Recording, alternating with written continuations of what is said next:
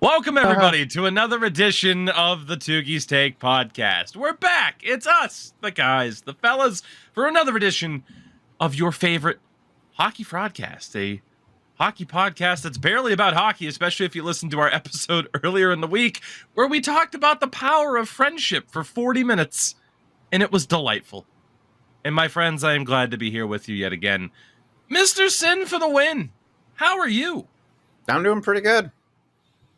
Just hip checking fools and be a pro. And yeah, absolutely destroying things. I also injured Mitch Marner in that game, and I did that only playing 10 minutes because the game simmed when the goalie covered it, so that killed the rest of the clock. That's a fun thing that's been in the game for 5+ years. Yeah, but have you ever considered how changing control schemes that nobody wanted to change is more important? You know? Yeah. Endurance M. How are you? Yes. This is an audio podcast too. You can't just nod your head. Yes. Tremendous. Great contribution. All right. Yeah. Endo's in fine form today, so this should be This should be a fun one. I peaked last week when you guys were fucking buttering me up like a fucking croissant. So it's all good. No, I'm doing all right. I've been super busy with work and a video that I'm making for a company, which I don't think I can really specify which one, but 2 of the 3 of us have had influence with that company. I'm not going to specify which one, but I'm going to narrow it down a shit Yeah, narrow ton. it down. The real ones, the real followers know who I'm talking about. I'm going to report you for breach of NDA. There's no NDA. It's verbal. Anyway, another example of when Endo says I got him a job. Today, gentlemen, we do have quite a bit of hockey to talk about, actually, surprisingly. Although when we get to it, we'll be down to the strength of the viewer questions that we ended up with. And man, the bar is high after earlier in the week. It was a lot of fun, so I'm hoping that we have some good ones today. But of course, before we get down to business, we have to get down to business and mention that this podcast is brought to you by our lovely friends over at manscaped.com. I want to remind you that you can use the code Tougie, that's TOUGIE, for 20% off your order, and you get free shipping on top of that. It is an honor to still be best friends with our friends at Manscaped. The best, the pinnacle, the peak in men's grooming. And of course, it's holiday season coming up, everybody. You will not find better stocking stuffers, better gift packages in general for the packages in your life. Manscaped.com. Treat your package right. Have they run them with that as a tagline yet? If they haven't, they'll get there. As it is on their site right now, they have an advert for their Perfect Package 5.0 Ultra, which comes with the face trimmer, the nether region trimmer, and the everything that you would need. And it's like a ribbon that's spiraling downwards as the products are sliding along the ribbon. But the ribbon is like a carpet because, Manscaped. They have some tremendous advertising. That's all I'm going to say. They know their brand. They know it well. Manscaped.com. Let's get to some viewer questions, gentlemen. Let's do it. Why not? I'm here for it. From Scroopy Noopers. Long-time listener. Not a first-time caller. Has added a lot of questions over the past year or so. Question for the podcast. Please provide your opinions on these mock trades. I'm down for it. Oh, boy. Yep, All I'm right. down for it. Up first, the Toronto Maple Leafs Yay. trade William Nylander. I was expecting a boo.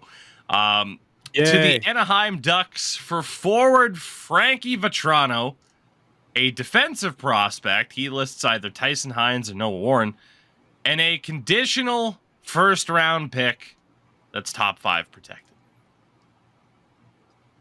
Why the hell would they Like Vetrano's solid, I guess, but Mhm. they need a defense min, not a defensive prospect. Yeah. Yeah. So honestly, we were going to talk about the Leafs a little bit later on anyway, and I feel like we can use this to kind of segue into that conversation. They played in Florida last night. They lost. Panthers fans hit the Leafs with the "You got Florida" chants, which wasn't really surprising. And in general, the Leafs didn't look all that great. We have talked at length already about the Ryan Reeves conversation that's going on. But they have more problems than just how effective Ryan Reeves is or is not at this stage. And I was looking again with our lovely friend at Hockey Stats Card on the Twitter side of things, and I was looking at the Leafs numbers in that particular game against the Panthers, and no real surprise. Another pretty rough game for John Klingberg, who continues to be inconsistent. He was actually better defensively last night than offensively. He got a really good assist, except it was to the Florida Panthers. Yes. I watched Steve Dangle's LFR on the topic, and his reaction to the Leafs defense, if you want to call it that, was absolutely tremendous. It is worth noting that Ryan Reeves had the lowest positive impact of any Leaf again last night. But there's also a lot of conversation about some of the other players. Fraser Minton barely played last night. A 19-year-old kid that made the team. It seems more than likely he's going to find his way back down Patra to junior. Don't worry. We'll talk about Matt Patra and the Bruins in a second. I know because we will. that was relevant to you and I last night. You also had Max Domi, who continues to struggle. I mean, it's only a couple of games into the season, but a lot of Leafs fans aren't happy with him at this stage, and there's a lot of questions about what do they do. Did with you see defense? in training camp when he and Reeves were battling in the corner?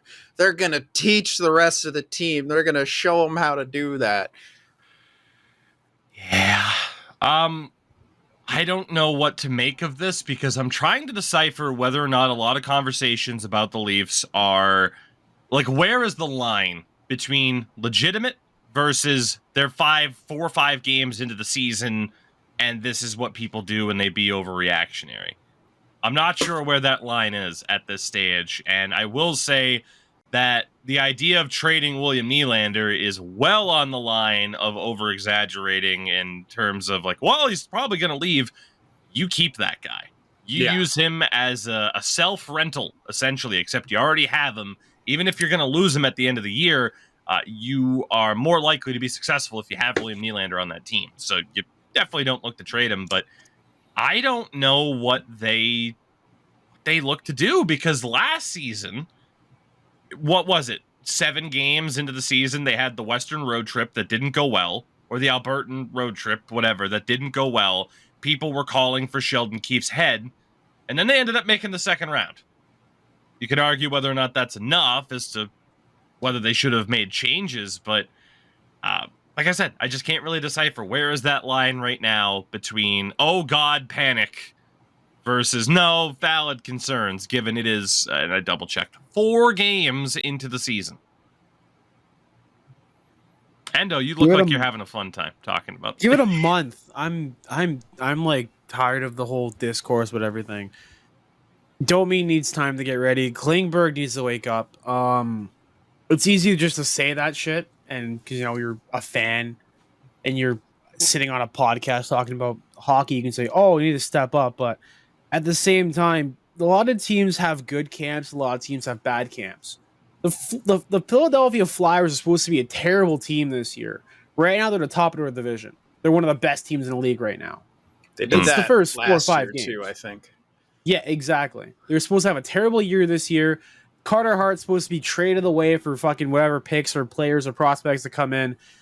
And I think, generally speaking, you cannot write off an entire season within the first, not even a week not even 2 weeks, within the first month. Because you can have teams go on absolute tears for the rest of the year or completely shit the bed.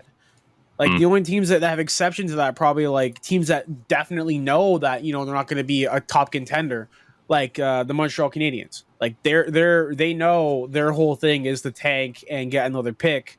And now with Kirby Doc going down, which we're talking about in a bit, and other stuff happening in that franchise, like their thing is just riding it out. You're gonna have obviously some weird situations where top teams are not playing well and teams that are basically fighting for whatever, basically making minimum wage, like those kids who are trying to get called up to make basically minimum wage, excuse me, they're going to have a stronger start possibly because, you know, they're hungrier and they want to have that drive in them.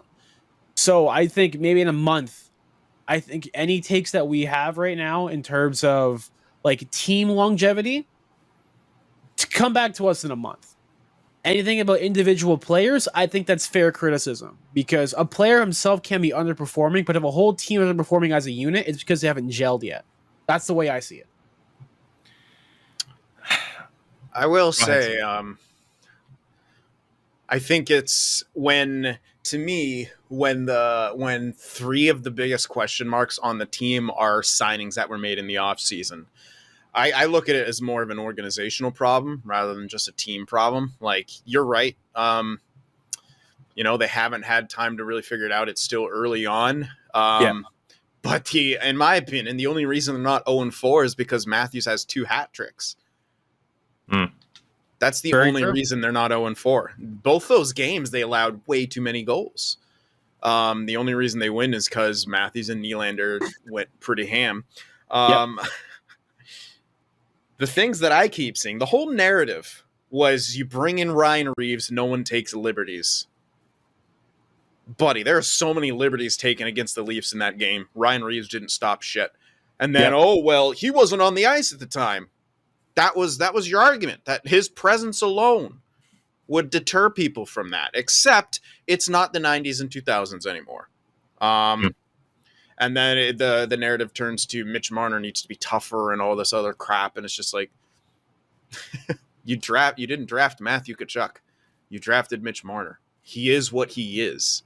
But yeah, I think it's very telling that management does what they do in the offseason, get rid of Kyle Dubas. New GM brings in Domi, Bertuzzi, Reeves, and Klingberg. 3 out of 4 of those are doing abysmally. Bertuzzi's been okay, but now there's criticism coming in against him. Oh, he doesn't skate fast. Oh, he doesn't hit like his uncle. He doesn't play. The fuck? Why do you want these guys to be carbon copies of their dads and uncles? Number one, that's stupid. It's just a whole different era that they played in. Like when they announced that Domi was going to be here. I mean, Leafs fans have been asking for Max Domi to come to Toronto for years just because of his dad and his lineage.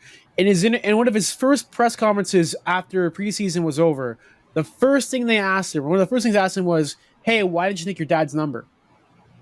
Let the kid do his own legacy. He's already got more career fucking points than his dad does after like 3 years of being in the NHL. Ty Domi wasn't a goal scorer. I don't think I have to tell anybody else that because that's the fucking truth. He's been in the league for way longer than 3 years, buddy. A lot longer. I know, but in his first 3 years, he had more points than his dad had in his entire career. Oh, okay. Yeah, that's what the point I was trying to make there. It's okay. I don't know. Maybe it's the whole boomer mentality of thinking, oh, last name. Oh, I connect the dots. Yeah, he's got to play like him. Got to play like that. It's. I think that is the death of Leafs Nation. I think it's literally the definition of insanity, doing the same thing over and over and over again, expecting a different result, and it's all the same result every single time. I don't know where to go from there. I had the pleasure of last week sitting beside 2 Marlies season ticket holders in a game, and they were the exact same people who, like, every single time something happens, it's like, shoot. There's like 5 people blocking the shooting lane. They are me. They are me when I play Ishol. Just shooting right at the ankles every single time. And they're always like, oh, whatever, it's so-and-so. Is this not too good, not doing too bad? And one more thing, not about Bertuzzi and Domi. They just made an announcement they're calling up Pontus Holmberg The Leafs are calling out Pontus Holmberg to shake up the bottom six. Why don't you call up Nick Robertson? Because he's terrible. Maybe. I don't know. AHL leading scorer Nick Robertson. 4 points in 5 points in 2 games, Nick Robertson. But is he good though? Yeah. Is he tough? Can he play those gritty minutes? I think that's the issue. The Leafs have let me read the article here. So much talent, supposedly. I don't know. They don't have good depth scoring. Yeah. The coach likes the upside Holmberg brings. This is from sportsite.ca, and was particularly bullish on the Sixth Rather's impact in the first half of his 37-game NHL stint last year. 5 goals, 13 points, 18 penalty minutes, but believes his impact weakened as the playoff stretch neared. He has a good skill set. Yeah, it's great. You just want a big guy? Do you just want big? Why don't you call Cal Clifford? He's just sitting there in the minors.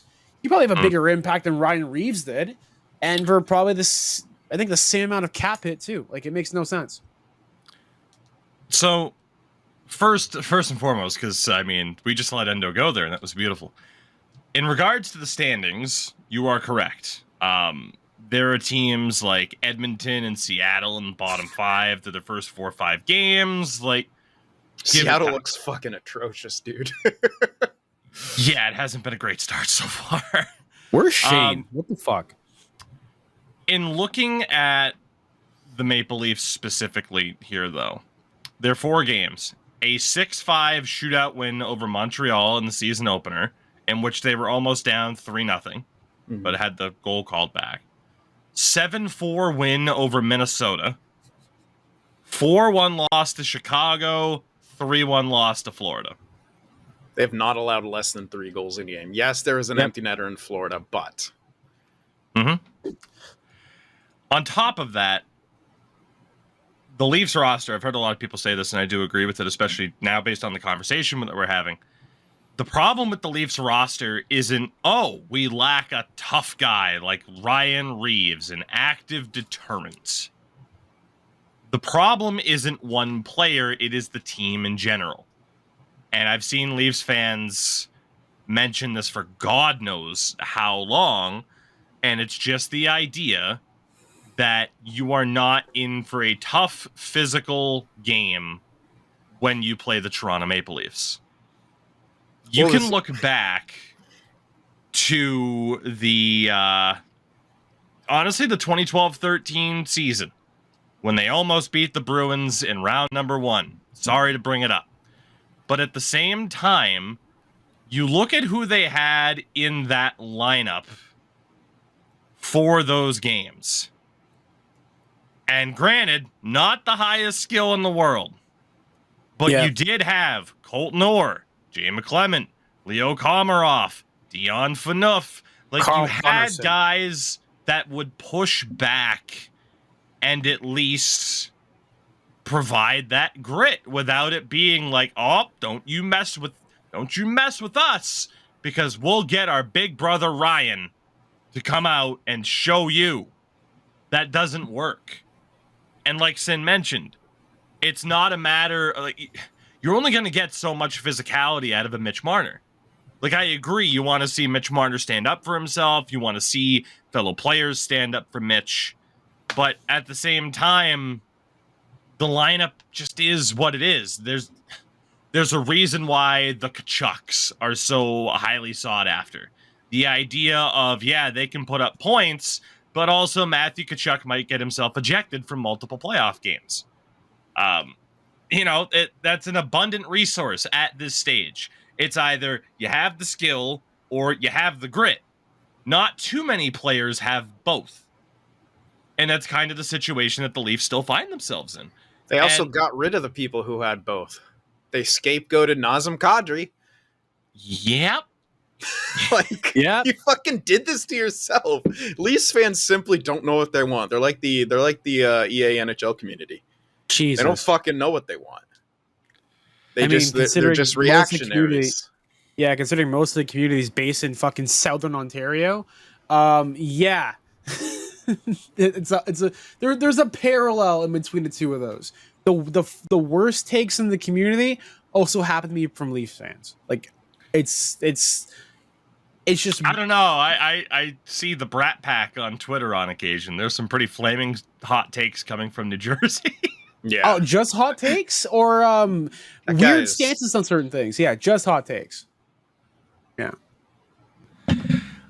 Like I said, I don't know what to make of this Leafs roster just because you talk about that kind of grit and determination. It's like defensively, who's that going to come from? Out of these 6, who has the best reputation for being gritty in your minds? Endo is a Leafs fan, Sin is a Sharks fan. They have Morgan Riley and TJ Brody on the top pairing. Mm-hmm. Jake McCabe and John Klingberg, Mark Giordano, and Timothy Liljegren. Mark Giordano. Right? I mean, I would think, well, if it's not He him, was it's a probably like Jake grandpa. McCabe. But even then, the fact that your first gut instinct is like, it's probably Mark Giordano, the 40-year-old, Mm-hmm. it's a little bit concerning. Like, they did have Jake Muzzin, who would have provided that, but obviously his career is essentially over at this stage. They got rid of Shen, who Yep. I don't know why. They signed Klingberg over Shen. May I remind you of that? And John Klingberg is having statistically, this is early in the season already, but he's already offensively depleted. I don't know what it was, or I don't know if this is all about, Brad living in the moment, but, having an offensive-based defensive team and then no defense prospects in the development system at all fucked the Toronto Maple Leafs this season. They were perfect with the additions they had last year. They just went up against a good team in Florida last season in the playoffs. If they kept to their guns, and they kept people if they could, and not go out and give Ryan Reeves for over $1 million, because you have guys in the system who can play that role already. I mean, Kyle Clifford had like a fight with like 3 people on Sunday in the A, and that was fucking great. The more it's like, oh, he's a media magnet, so like every time the media comes in, they talk to him instead. It's like, you don't pay a guy $1 million for so long. Yeah, you don't pay a guy $1 million to talk to the press. You pay him league minimum at most. But I guess he has a really good fucking agent, to get him $1 million deals year in, year out. He's getting $4 million. What is it, $4 million over 3 years? More than 4 million. I think his AAV is 1.3. 1.35. So it is That's fucking insane. A $4.05 million contract. Fuck, Like, that's so insane for a 36-year-old enforcer. He's nothing else but that. That's nuts. You could grab a guy from the ECHL and fill his role in. I'm not even a shot at like Ryan Reeves himself, but like, he had a good career of being that guy, but he's just not that guy anymore. At least not that guy in a team that doesn't really need it. Well, I could see him on like a team like Arizona, or a team that's in the bottom that puts him as a former Leafs GM said, to put some seats in, to fill some seats with the acquisition of Phil Kessel. Like, I don't see like a role for him on the Leafs. Like, I really don't. Like, even now that we like have gameplay of him actually playing in, he hasn't really been an offensive bonus, even in terms of like starting fights and everything. Like, you fought against the Wild, your former team. Whoa, you guys it was a blowout game, but still bad defensively on their end. Like, here's the one thing about Ryan Reeves. I like Ryan Reeves, first and foremost. I like his personality. I do think he's good for the game. However, and this was something I discovered when doing my roster editing for NHL 23 last year, Ryan Reeves doesn't fight. yeah. Let me repeat this. Ryan Reeves does not fight, at least compared to how much you think he would fight. I was using hockeyfights.com as a reference to track any player that I edited and how often they would fight. And I would assign, okay, they average this many fights a year, so are they never, rarely, sometimes, or often? A lot of people, I think, by default, would expect Ryan Reeves to be in that often category, but he's not. And that is because people are smart enough to not fucking fight the guy because they know he's going to collapse an orbital bone. So the problem is you got this guy in as an enforcer and to fight, but he doesn't often end up fighting anybody because people will avoid it as if their life fucking depends on it. So is he And just a also 'cause really it's shitty not a power f- forward? It's Like, not a is that fair what he is? trade-off. No, he's an enforcer, but the game has moved on. You don't have not too many teams have that guy to send out there to be like, this is worth the trade-off. Because that's what it used to be. That was the old system of, oh, tough guys. It was the idea of, well, we'll send our tough guy out there to fight your tough guy because we don't want our skill player fighting your tough guy because that's not a fair trade. So we will have our tough guy fight your tough guy. And that system is dependent upon, oh, well, I don't want to see Mark get hurt. So let's avoid situations where, well, sorry, Mark, you had to go out there and get your ass kicked because this is how the game was going. Like, that's what the system of enforcers was based on. You would never see, really. Let me know if there are any examples of Wayne Gretzky fighting fucking Bob Probert. That didn't happen. It would be, hey, Marty McSorley, go get your face punched in by Bob. Thank you. That's what it was. And now you don't have those guys to go out there and say, well, we're not going to let Mitch get his fucking face punched in by Ryan Reeves. Who are we going to send out there? Well, in fairness, it wouldn't be Mitch by Ryan Reeves, but you get the point. It's the idea. Buffalo isn't going to be like, all right, Casey Middlestat, go fight Ryan Reeves. Yeah. That's not going to fucking happen. There were, like I said, there were very few guys that you would even consider in that category anymore. Like a Ross Johnston, maybe? But at the same time, how valuable is no disrespect to the guy. Congrats, you're an NHLer, you're making good money, good for you. And I don't say that sarcastically, but how many people are going to be like, yeah, we got Ross Johnston, as opposed to, I'd say, like the Buffalo Sabres are running guys in their bottom six, like Peterka and Peyton Krebs. Like, what are you going to be more excited about? Worst I don't part about the necessarily whole think thing. it's people picking on Ryan Reeves. I think it's just more people kind of screaming from the rooftops, like, what the hell are we even doing here anymore? Because the league isn't the same, and you can't have this designated literal enforcer. Like, that is the whole thing. The term is enforcer because Ryan Reeves is out there to enforce. Well, there's nothing to enforce right now. Because, again, people can ragdoll the Leafs, and then, okay, Ryan Reeves is going to go after Sasha Barkov. Sasha Barkov's just going to turtle. Where's the incentive, then, for the Florida Panthers to not play a gritty game? Oh, here comes Ryan. Duck and cover. Refs break it up. Okay. Nothing happened. The end. It's like, I worry for Leafs fans right now. I mean, I've worried about Leafs fans for a long time because I have a lot of friends who are Leafs fans, and it's been a rough go. I don't see how this team will work. I still, whether or not it's the physical debate, the Ryan Reeves debate, the whole, like, what is the identity of the Leafs? You gave John Klingberg over $4 million, and look, I know some people will be like, well, he has 3 points in 4 games. And then there's other people who look beyond that at the analytical side of things and see that his numbers are in a fucking nosedive. Especially his defensive numbers. If you look at something like the JFresh cards, his defensive numbers are, those fish with the light bulb on their fucking head because they're at the bottom of the ocean, so you can't fucking see anything. He's one of those. He's just one of those fucking fish at the bottom of the goddamn defensive ocean who just has a little flashlight to try and navigate where the fuck he's going, but he has no goddamn idea. Those fish are actually blind. The flashlight attracts prey. It makes even more sense now than I thought. Man. Like, I'm looking at this right now. Like, the last generation of this kind of, like, enforcer type player, I think, honestly, are the Jack Eyes. Like, both Arbor and Florian. Like, right now, looking at points for Arbor, and he's, like, going to average possibly, like, projected to get, like, 27 points. And, like, 574 penalty minutes in one season. Was he supposed to apparently get because he's got 21. Mhm. He's got one.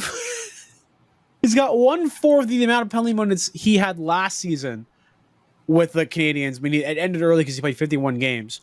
I'm actually curious to know what is like, what other effect he has on the games. I don't know what else he does. So, just to talk about this really quickly as well, and I wanted to say this about Arbor Jacki. That was supposed to be okay. Ryan Reeves, get out there and fight Arbor Jacki. Yeah, that didn't go too well. At least not as well as some people thought it would go. He hit it with the Falcon kick, brother. Like, what the hell? For the record, from an analytical perspective, it's not the prettiest picture for Arbor Jacki, by the way.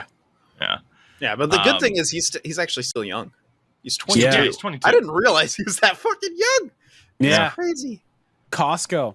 Yeah, Costco worker. I love how people make fun of him for being a Costco worker, but at the same time, a good friend of mine, who I grew up with, he just got signed to Princeton for next year for NCAA hockey. Yeah, props for you, Julian. He's not an overager, but he's done his school and everything. He's got a year off. Like he's like working while he plays junior hockey. Mm-hmm.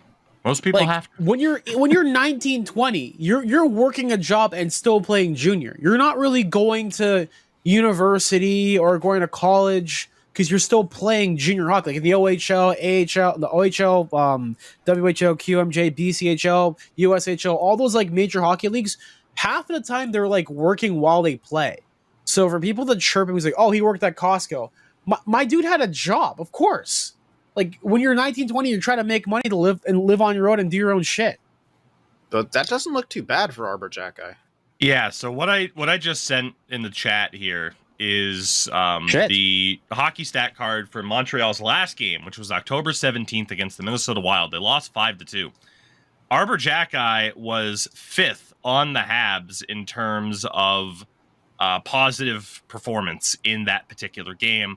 Offensively, wasn't so hot. He had the best defensive game of anybody on the Habs in that 5-2 loss. Dude, you get I believe it was a 5-2 loss. It was. Yeah. If he's an effective defenseman and can also enforce, that's the future. Again, like you think of a guy like, the Kachucks or anyone else who has that kind of power forward game or that edge to their game. Sam Bennett, like crazy how so many of them are on Florida.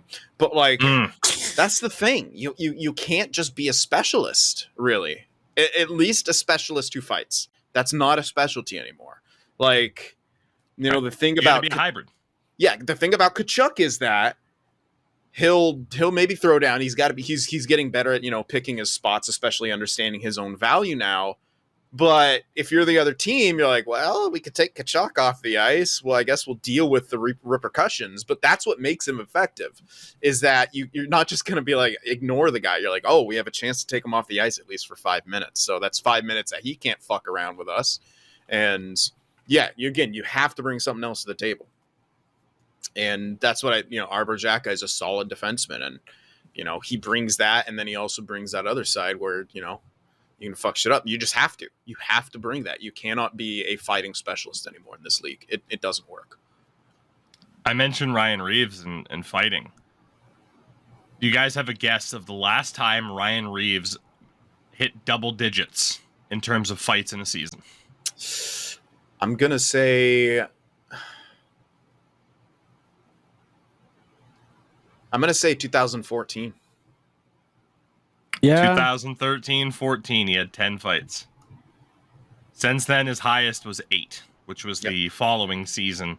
Last season, he had 7.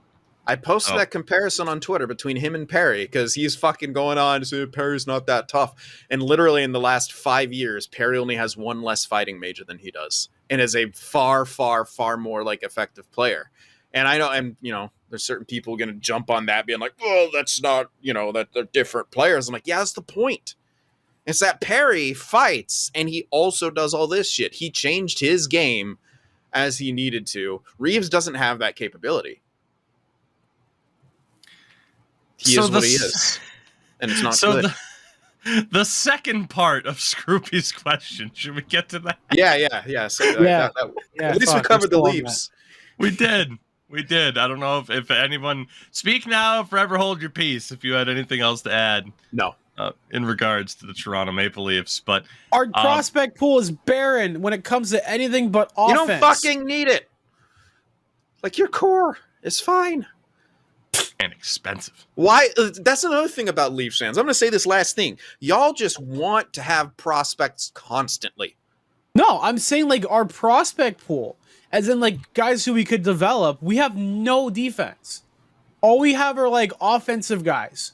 Like no like defensive forwards, no defensive defensemen, no defensive goalies. Like what's going on here? Like that's the whole thing. I will stop the Leaf tirade because I know people are tired of hearing about the fucking Leafs 24/7. Trust me, I'm tired about hearing the Leafs 24/7. Next, second half of the question. Go ahead, please. I will say Endo's not wrong. There's a handful of defensive guys in the Leaf system, and none of them have like the super high name value. But they are have also... ECHLers at most. And when I say that, I mean like ECHLers, not AHLers on ECHL contracts. Okay. Minimum wage. The second half of Scroopy's question, who is a Ducks fan, if you couldn't guess, was speculating a deal about the Tampa Bay Lightning acquiring John Gibson. Now, obviously, the idea of, hey, John Gibson's been rumored to be out of Anaheim for a while because... I'm just going to say no. He has multiple years left on his deal, and Tampa's up against the cap, and Vasilevsky is signed.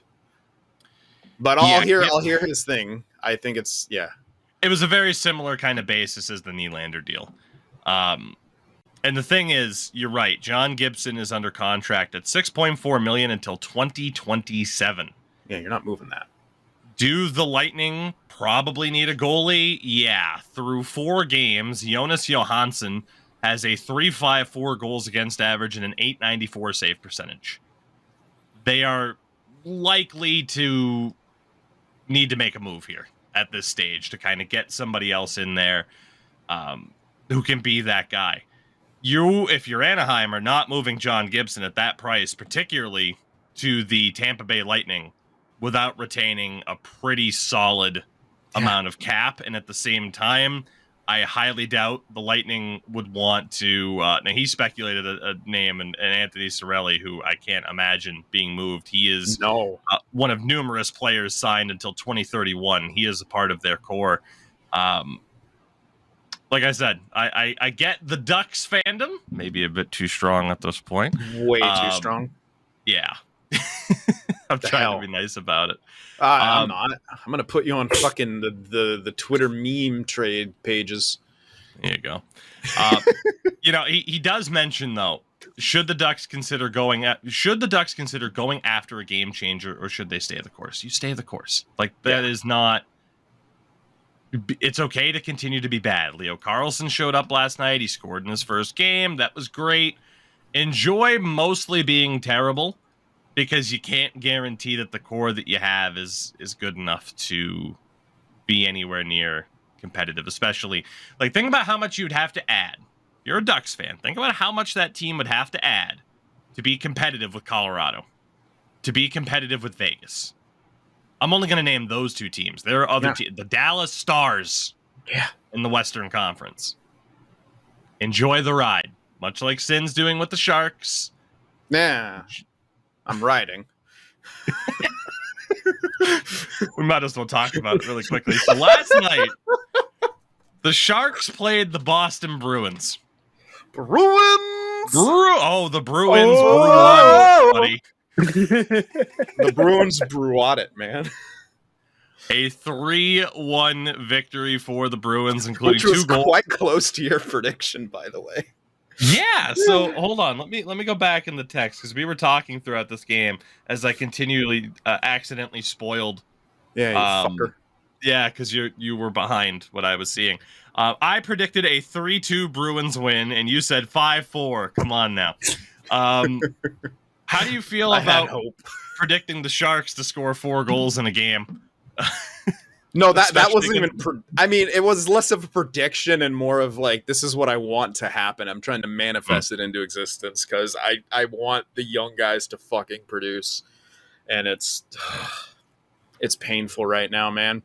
Because what Quinn's trying to do is spread the talent. The problem with that is your Bilbo fucking Baggins. Your butter scraped over too much bread. There's not enough talent to spread it. I'm just like, give me 2 top 6 skill lines and 2 bottom 6 bullshit grit lines. The thing is, the 4th line for the Sharks has looked like one of their best lines. Yeah. So just lean into that. Put more skill together. Put more grit together. Stop putting Eklund with fucking Cunnin because the man drops him dimes and Cunnin misfires. But also Eklund needs to start shooting. He had a really good opportunity to shoot, and the man passed it in the. He fucking NHL'd it. He fucking NHL 23'd it, and I that was the first time I've been mad at that boy. So again, I refer to our lovely friend at Hockey Stats Cards, which again, these cards go off of game score comparison, which is, you know, as they explain on the cards, a combination of offense, defense, their outright production, which is points, and then miscellaneous stuff like penalties drawn, face-offs, and just an overall impact that somebody has on the game. Luke Cunnin was the worst forward on the Sharks by quite a bit. There were barely any players with a positive impact in that game for the Sharks. Duclair was one of them who scored their lone goal. Hurdle was up there too. Man even tried to pass too. No one wants to shoot. Yeah. But there was somebody who had an historically bad game by this measure. A shout out to Tank Commander Pickles, Mark Edward Vlasic. Future What a fucking name. Sim was on a roll trolling Leaf fandom about it. Amazing. Fuck. Beautiful. One of the worst performances in recent memory. Like, it was astonishing. And it was 90% his defensive metrics. Like, he got eaten alive by the Bruins. Who, you know, the flip side, they look great. You know, they did. There were very few players who had any sort of kind of negative impact in terms of the game. It was primarily Lucic, Lauko, and Matt Patra. Which, you know, there's been a lot of talk about Matt Patra, whether or not he'll be sent back as well. I really do think they should keep him up there. There is credence to the idea of send a guy back to junior, let him dominate after getting that taste of the NHL and then come back. The problem is who fills in for him. And on roster, well, Beecher's already there on the 4th line. I know. You're looking at either Patrick Brown, who's been a fringe NHLer his entire career. No disrespect, of course. You're looking at maybe calling somebody up like Jesper Boqvist from the AHL, or a guy that keeps lingering around the team in Danton Heinen, which I can't help but think they're just holding on. They're what is the term? What is the term in date? Was it monkey branching or whatever the hell? Where it's like, okay, I'm holding on to Danton Heinen for dear life because I want Matt Patra, and I'm not going to let go of Danton Heinen until I know that my new best friend, Matt Patra, is worth holding on to. My thought is that Matt Patra will be pushed to the side for now, and they're going to go back to best friend Danton Heinen. Oh, yeah. Friendship over with... at least for this season. Yeah. I can't help but think that that's going to be the case, but I would love for Matt Patra to stick around. But the Bruins look great. And the thing is, too, I don't have too much to add about the Bruins at this stage because, one, the bottom line is they're doing what they need to do. They have played a Chicago team who were on the second half of a back-to-back with travel, and they beat them. You should win that game, and they did. They beat Nashville, who can be a little bit tricky, especially with Jussi Saros in goal, but they beat them. And now they beat a bottom-feeding Sharks team. Like, let's be honest. Sin knows this. the Sharks are going to be one of the worst teams in the league this year. So from the Bruins' perspective, 3 games, 3 wins that you should probably have, 3 wins that they do have. So I'm happy so far. You know, I'm not under the illusion of like 82-0. Here we come. I'll joke about it. But you know, they're looking okay. I could sit here and overly dissect like, well, you know, Jake DeBrusk and Pavel Zacha don't have a point yet. The Bruins are winning. I don't give a shit about individual stats. It's about wins at this stage, and they've looked good. And they still have the best goalie tandem in the league. Linus Ullmark and Jeremy Swayman, unless something drastic happens, they will be right up there for the Jennings again. And I could see, I mean, Jesus Christ, Linus Ullmark, 2 games, a 1.01 goals against average and a 958 save percentage. You think that man's on a mission to prove that last season wasn't a fluke? I think so. So I'm feeling pretty good about the Bruins. But the Sharks are abysmal. And it's what Sin was prepared for. We've talked about it. That idea of like, okay, we're going to be bad. Let's see the young guys put up points and we lose games 4-3. It didn't happen last night. And like you kind of mentioned, and actually the reverse is fucking happening. We for once kind of have good goaltending. Early on, Mackenzie Blackwood has been phenomenal. I know people are going to look, oh, you gave up 6 goals to Carolina. Like, you needed to see him through the first entire part of that game. You needed to see him versus Colorado. The saves that he was forced to make in both of those games, we have not gotten in at least, since the 2016 run. Yeah, we haven't seen that since that. And so the Sharks' offense is abysmal right now, and the goaltending was somehow keeping them in games. It's complete reverse of last season, and you kind of wanted, you wanted that to happen again. I know you got rid of Carlson and stuff, but you wanted the young guns to be able to score, and then fuck it, who cares about goaltending? But I don't know. We'll see if Blackwood, especially, he's been the main one, if he can keep that up. But dude, they've got to figure out a way to generate more offense. It's because it's brutal right now, man. It is so brutal. Yeah. They sent out 6 forwards for the extra attacker. They're like, all right, all our good forwards go. We'll put Mike Hoffman on the point, who can't. Oh, I'm fuck it. It was literally a fucking wee ballin' moment. Like, it's a fuck fucking it. Path to Glory team.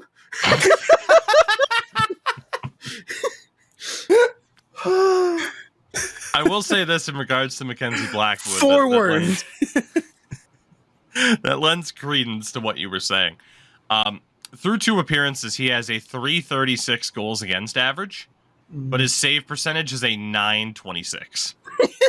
Like, that just sums up, like, he is under siege, but doing everything he can to hold on. Oh my god. You don't see, like, I was actually thought it was going to be lower because of the Carolina game, but that's amazing. Holy shit. 926 with a 336. Experienced Sharks hockey. Their next 5 games, by the way, they play Nashville on Saturday, then the Panthers, the Lightning, the Hurricanes, and Capitals. Hey, all Capitals on the have road. a chance. Oh. Could be rough scenes for the Sharks moving forward. I'm all for it, dude. Give me like an 0-10 start. Just bury us. Get as many losses before Couture comes back. Macklin Celebrini is going to look pretty good in teal. Yeah, he was a junior Shark, man. Last season we had Bedard watch. Macklin Celebrini, 4 points in 2 games so far this season at Boston University as a 17-year-old. Suck weenie for Celebrini, baby. I don't know if I can have that episode as the episode title, but I'll try. I'll try. Shall we get to our second viewer question? Yeah. This is great. We're using viewer questions to talk about our actual talking points in hockey. It truly is a fraudcast now. There you go. Oh yeah. From our friend Bouncy McBoink Boink, which is a better place to spend eternity, an apple orchard or a pumpkin patch? Both are eternal fall festivals with Halloween kids, corn mazes, bouncy houses, etc. Also worth noting that all fall-related food is there, with the caveat of you need to earn your living in candy corn in order to eat said fall food.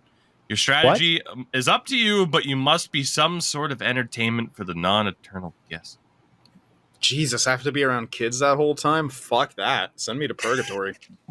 Yeah, I was gonna say the same thing. Not only that, it's super amped up kids. And I gotta work? Fuck that. Jesus, dude. Like at first, I'm like, okay, this question just kept going. What is the better place to spend an eternity, an apple orchard or a pumpkin patch? At that point, you're just saying, hey, what smells better and what has better vibes? Mm-hmm. And Yeah. you got to go with the orchard. I don't know. Right? I'd like a pumpkin patch. I'd like a one pumpkin of my friends growing up, his family owned a pumpkin patch. We used to hang out there, dude. It had so much cool shit. Like you'd hike all around it. You freaking play airsoft out there. It was such a cool. Yeah, That's that was awesome. honestly one of my favorite places to like hang out with him. I'm not saying a pumpkin patch isn't cool, but one, an apple orchard, you just get a shitload of apples, and two, you get cover from the elements somewhat. What are you gonna hide under a pumpkin when it snows? I don't think so. Yeah. I don't know. The pumpkin patch I remembering had like a train tunnel in there and shit because they had they got all those things for kids. You know, they got like the train going around. Yeah. You know what? There's gonna be shelter. There's buildings like that. You know, because most places here, pumpkin patches, they also double as Christmas tree farms during that season too. So the rest of this question, though, you need to earn your living in order to eat said fall food. He said in candy corn or some weird shit though. What the fuck did candy corn come from? Earn your living in candy. What the fuck does that even mean? I don't know. I'm trying to decipher I'm paid in candy corn. Is this like getting paid in Trident layers? Like, what the fuck is going on? I don't get it. Stripe gum. Do I get to pay for stuff in candy corn? I would be down for candy corn currency. I would be down. I mean, hell, I'm I'm probably one of the few who. I was gonna say I'm probably one of the few who legitimately enjoys candy corn. I think it's a very tasty treat. It's delicious. It is amazing. It is fucking weird. And I feel like the people who don't like candy corn eat Peeps. You disgusting fucks. I hate Peeps, dude. I don't care. It's canon now. You don't like candy corn, you eat Peeps. You can't retcon Peeps into my fucking digestion. I'm not. What the fuck? It's canon now. Oh, God. Bouncy, thanks for the effort. From RG Dust. You didn't quite reach the lengths that Scroopy did in terms of response time. From RG Dust, what's your favorite thing to collect that's not hockey jerseys? I feel like this is targeted at me, but it's a general. I don't even like to collect Pogs. I said bugs. I'm a bug catcher. You said Pogs. I'm like, okay. No, Welcome back to 1996. It's gonna say mental illnesses. I got a few of those, my friend. I don't know. I like hockey. I like hockey, so I like hockey gear. How about we rephrase this question to be like, what do you like collecting besides the one thing you like collecting? Because I don't collect hockey jerseys. Yeah, me neither. Or is he just question. Yeah, this is. It's a generalized I feel question. left out, so fuck you. I would say, like in general, just what is your favorite thing to collect? Is how I'll rephrase the question. That's easy for me then. Yeah, go ahead. Warhammer. Yeah. I have literal thousands of dollars worth of Warhammer armies, a lot of which I assembled and painted. Some I've inherited fully painted, and one army I commissioned to be professionally painted. Nice. And I have one of my buddy's armies here too. So in my house, let's see how many: Greenskins, Empire, Dwarfs, Chaos, Dark Elves, Vampire Counts. And I honestly feel like I'm leaving one out, but I don't know if I am. You're leaving out your address and what time you're not home. Yeah, I got 6 fantasy armies here. And I also have some of other stuff scattered. Like I have some lizardmen about. Yeah, there's so much here. I'm so proud of it too, and you can't fucking tell me otherwise. I think it's the coolest thing on the planet, and I love sharing my nerdiness with people. I love how excited you get when you get to talk about Warhammer or Skyrim or whatever else.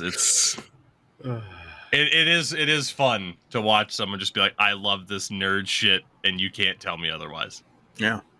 So, for me, I mean, obviously the question was kind of phrased towards me in regards to, hey, no hockey jerseys, which, shit, that is probably my favorite thing to collect. I mean, I've gone the sports card route a decent amount, but it's never been anything too crazy.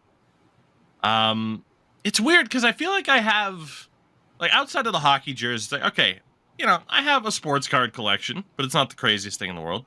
I have a video game collection, but it's not the craziest thing in the world. I don't feel like in terms of the collecting realm, I don't really go, you know, diving in with both feet. It's like, okay, I don't need to, because I am that type of person where if I'm playing an RPG, I don't need to spec into one thing specifically. I like to be well-rounded and balanced. So I get a little bit of this, a little bit of that, a little bit of that. So that's kind of where I'm at this stage. I don't really have like the one. Yeah, don't ever play Oblivion. You would hate it. Probably, yeah. You kind of have to spec, and you have to, the way the game's set up, you have to specifically level yourself. Like, so your major skills, you actually can't, you don't want to choose things that you're going to use regularly because you want to get the maximum amount of attribute points. It's bizarre. Anyway, Skyrim was much better leveling in that, but I still love doing Oblivion just for the min-maxing. Yeah. Anyway, sorry. There's always one thing I wanted to collect, and it was controllers. Like, especially in the new age of gaming and everything, like when they started making, when like Xbox launched their design lab and they had like all bunch of controllers you can design, and then when companies started really investing into like designing different type of controllers on their like specialty controllers, I was always like, oh, those are pretty neat. And then I always see like a bunch of influencers on like Instagram or whatever getting sent like boxes from like companies and everything with like designer controllers, like in the sense of, oh, we had a, like that one time the NHL had a release and they gave like Pavel Barber like an NHL stick where it had like the Xbox controllers on the stick itself. It's for like a display, and then they gave him like another controller. And like I was watching on Instagram like how many times people get controllers, and it's fucking insane. Because I know one person who she gets like a bunch of stuff from Microsoft and everything like almost every other month, you know, because she's an influencer and all that. And like the amount of controllers she has, she's got like at least 60. It is ridiculous. Like she does not have to worry about like your sticks on your controllers wearing out ever. Like I'm jealous of that fact. And I would love to like just have a collection of random controllers, so that way if I have to throw it when I keep throwing initial, I can pick the ugliest one of the set of the good ones that I have, just to chug across the room. From Hawks, aka a name he's very proud of on Discord right now, Kenny Omega-3 fatty acids. So bad. It's an Omega-3 joke. Oh, okay. As in if you were to pick one thing to take from college athletics and place into professional sports, what would it be? I had a go-to answer. Crowd? The crowd environment? The crowd would be a good one. Holy fuck. I don't know what it is with NCAA, CIS, whatever environments. CSI. CSI, whatever. CIS is how it is in Canada for sports or whatever, for some fucking reason. U Sports formerly, I guess. Oh, U Sports is what it's called now. It used to be CIS. Just continue your point. We know. Yeah, okay, whatever. Fuck. The crowds are fucking loud, dude. They get fucking into it and up and like energetic. And then you go to a hockey game and everyone's fucking quiet. Everyone's real fucking quiet. Like I want shit like how it is overseas. Because it's a very similar environment, not the same, but like the entire time during a hockey game overseas, like you've been to one of those games, and it's a fucking riot, dude. How expensive was that, by the way? I think. Oh, what, to go to a game? Yeah. It wasn't that bad. Exactly. I'm trying to remember what the price was. I can actually probably, I can't imagine it was any more than $50. And sports here. Yeah. Telling you. Yeah, well, that was for okay, tickets. That was for so two tickets, right? $50. It was something like that. Here, let me I can literally go back because so fun fact, make sure that you have your girlfriend pay for the tickets, because otherwise you get to try to navigate Finnish Ticketmaster, which was a pain in the ass given that I didn't have a Finnish address, obviously.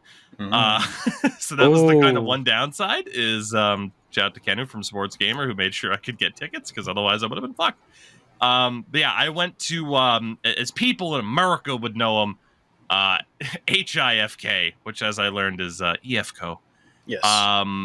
I sent him €71 €71 for both mine and my fiance's tickets. €71. So approximately 75 American bucks. That is Yeah, not two bad. tickets. Mhm. Yeah. No, it's Where'd you really guys sit, good. though? Yeah, and it was great. You know, I talked about that atmosphere at that game where I got to go. And it's worth noting, too, it's funny because this conversation kind of lends into two of our talking points today, and I'll mention this game again later in the podcast. But the atmosphere there was great, and they were playing a really bad team. But I kind of just talked about the atmosphere in general. It wasn't like the craziest example of like when you think of like, oh yeah, how crazy Europeans can get at events. But it was really cool. It was a lot more lively, a lot more active. I talked about how like there was the kind of like the ultras section and in one of the corners, and on the power play, they're fucking making noise and clapping for the whole 2 goddamn minutes. It was just a really cool thing to experience. And yes, and you definitely need to get to a game while you're over there. It's really, really fun. It was a shame you couldn't make it the last time. But yeah, no, I had a blast at that game, and I'm in complete agreement. The atmosphere is probably the biggest thing you could transfer over. For me, I was going to direct it to hockey. People will get big mad at this. Face guards. I don't care if it's the cage. I don't care if it's the fucking fishbowl or the half thing. Whatever the hell. Get hockey players to protect their fucking faces. Because it is a miracle at this stage that somebody hasn't lost a fucking eye in the NHL. And there have been plenty of close calls. Players aren't going to protect themselves. You got to protect them from themselves. So do it. Thank you. I will say this. Last night at my beer league game, it was the third game that I played, and dude was swinging the stick at the puck, missed the puck completely, hit Buddy right in the mouth. Like, no chiclets coming out, but just completely bloody. Completely bloody. And I'm like, Jesus Christ, you're wearing a visor in beer league, you're risking yourself. I'll wear a fishbowl because I'm a fucking idiot. I'll wear either a fishbowl or wear like a cage. Wear a fishbowl because you're smart. Mm-hmm. No, I would rather wear a cage, but when I was looking to get my helmet with a cage, they didn't have a cage that would fit my fucking head because it's fucking huge. And because of my hair and everything, it wouldn't fit my helmet properly. So I got a fishbowl on there instead. I kind of like it, but at the same time, I haven't got a solution that will keep it from not fogging up, which is annoying as hell. But yeah. Less annoying than only having use of one of your eyes as opposed to two, though. Yeah. No? Yeah. Sin, if you didn't have an answer for this, I do have a segue to a different topic that we were going to discuss that could be used in regards to atmosphere. Yeah, I would just say, like, yeah, the atmosphere, but honestly, that could be solved by letting normal people purchase games. Yeah. And that lends us to this conversation that's going around the league, and that is, in general, attendance issues for a lot of teams so far this season. You have, I believe it's 10 teams or so that have been at 100% capacity at the beginning of the season, with some teams being down there at this stage.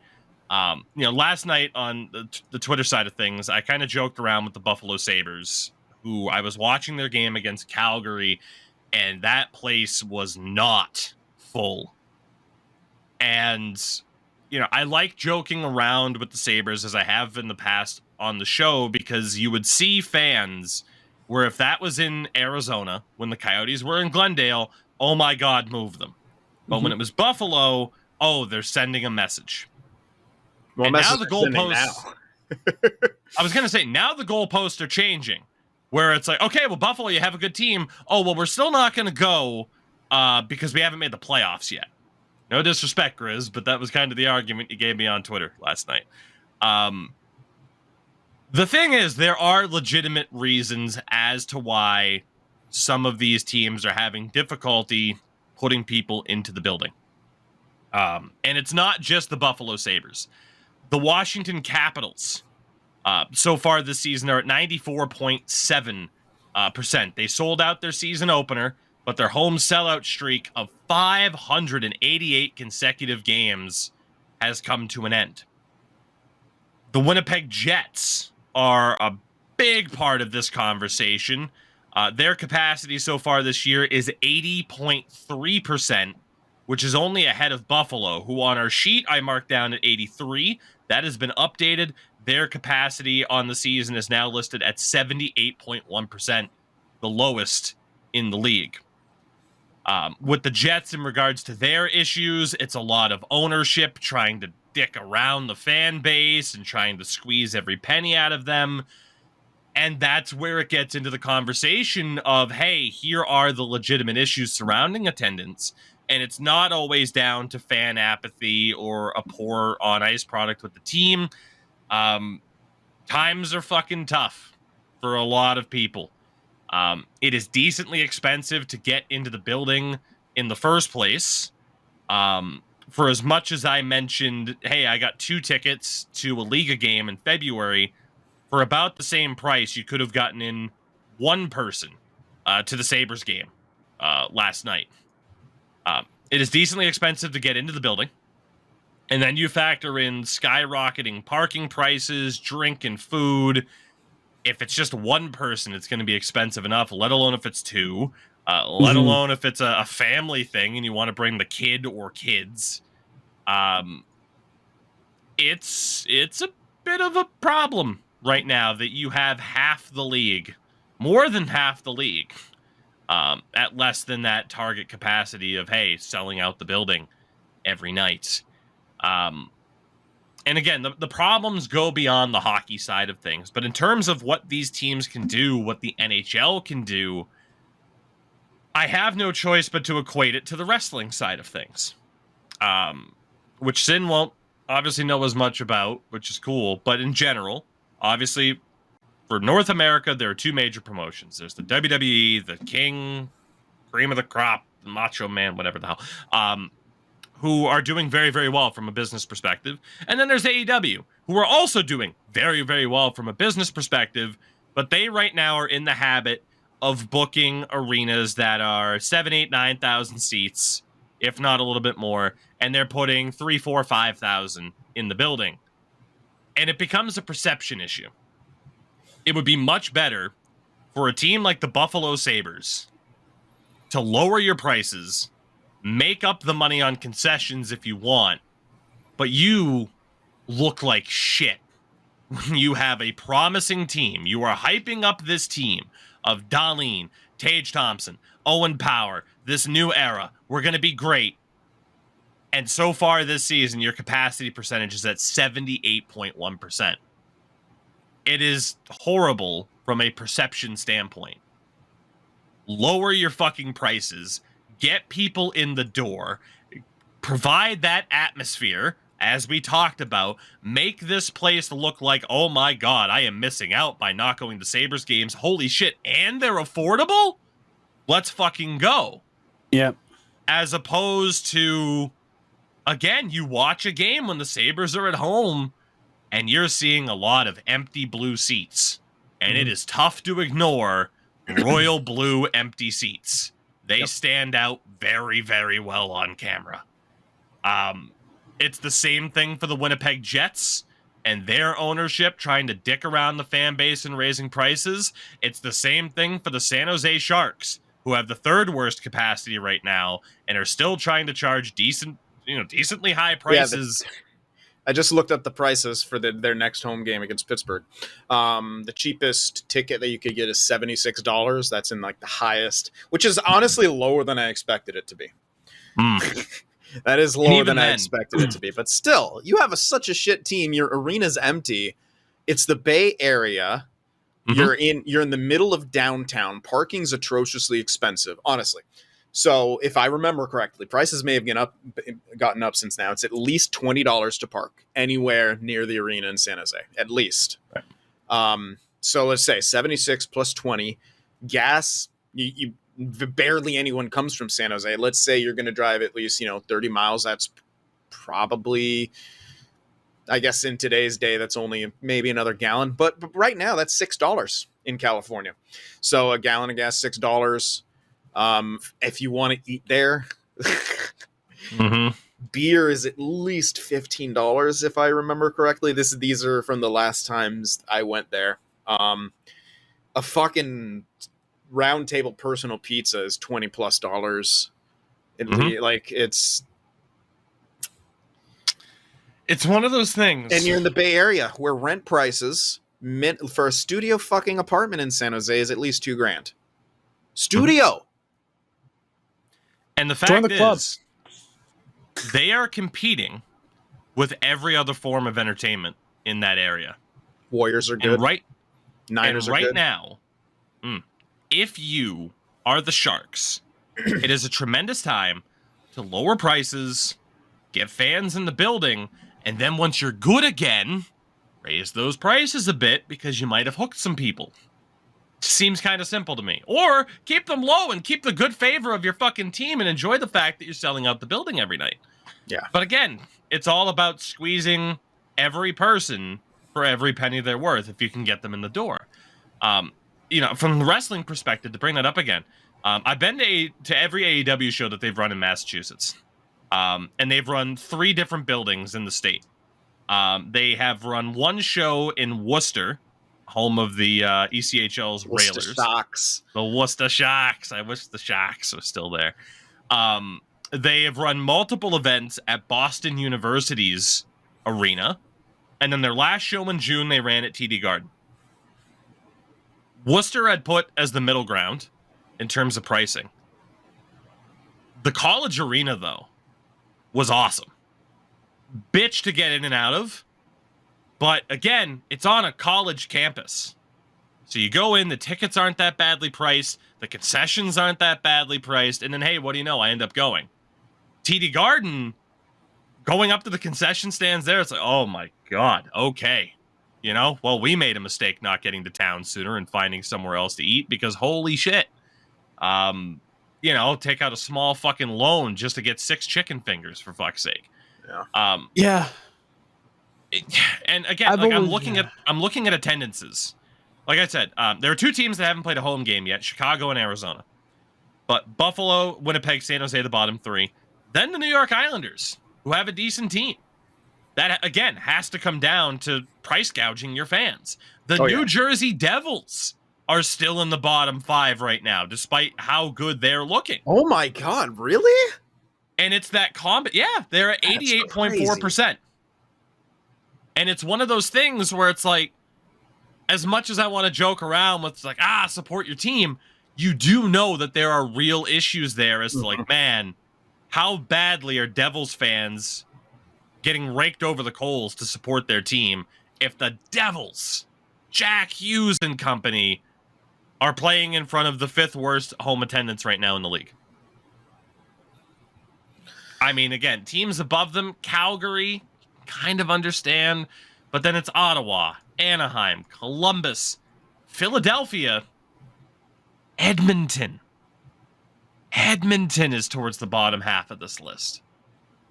And I don't put it past Daryl Cates to try and fucking pinch every penny out of his fan base.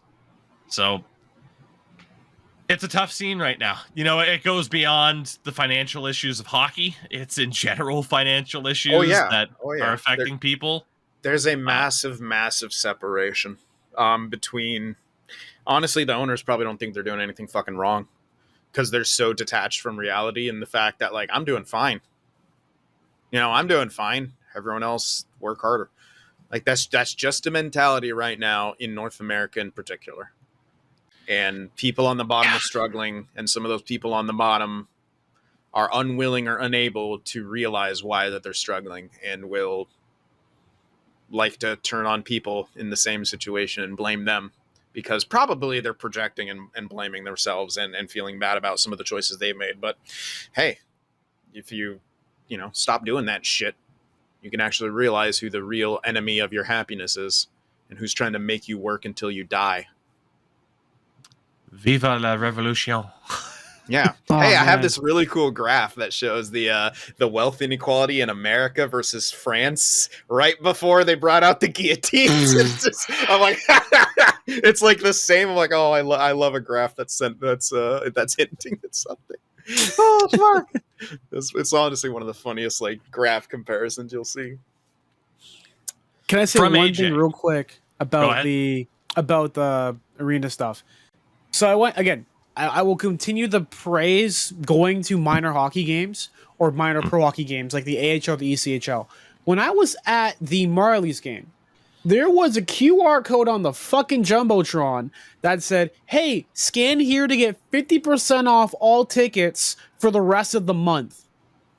Click here, get tickets, whatever. So I'm going back on Sunday, sitting at like the fucking glass seats for like half price.